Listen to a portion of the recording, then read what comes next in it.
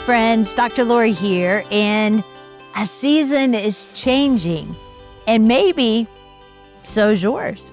As we transition into spring, I have two challenges for you. As we continue on this journey of restoration, it's important that we take what we know and develop skills and habits that eventually become a part of really just who we are. Maybe you've been stuck in your own kind of winter, a season of waiting, of loss, of wondering if things will ever be different, or maybe you know there are things that you just need to incorporate into your life to be the best you. Well, you're not all alone. We've all been there. But here's the truth. Winter doesn't last forever. Spring always comes. And that means restoration is possible, not just for the world around you, but for you. I want to challenge you with two things. Challenge number one, make an effort to spring forward in your own restoration. What's the thing that keeps coming up? The step you've been avoiding. Maybe it's time to forgive, to let go of what's been holding you back, to finally stop carrying that weight. Maybe it's reaching out and asking for help or prayer for someone to walk alongside you. Maybe it's coming back to God, not just going through the motions, but actually believing He can restore what feels lost.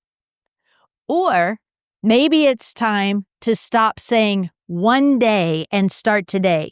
The dream, the discipline, the healing, the restoration.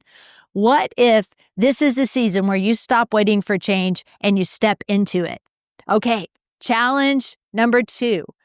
I want to challenge you to be the catalyst in restoration for someone else. Because here's what I've learned. When you step into your own healing, you can't help but want the same for others. So who in your life needs hope? That friend who's struggling in silence? The stranger who just needs to be seen? What if God is waiting for you to bring restoration to someone else? One of my favorite things to do is to set aside a little money and ask Jesus to show me who needs encouragement that day.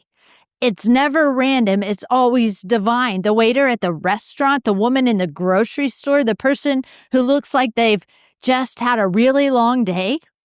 Or maybe for you, it's stepping into something bigger, finding a not-for-profit that's fighting for what breaks your heart and simply asking, how can I help?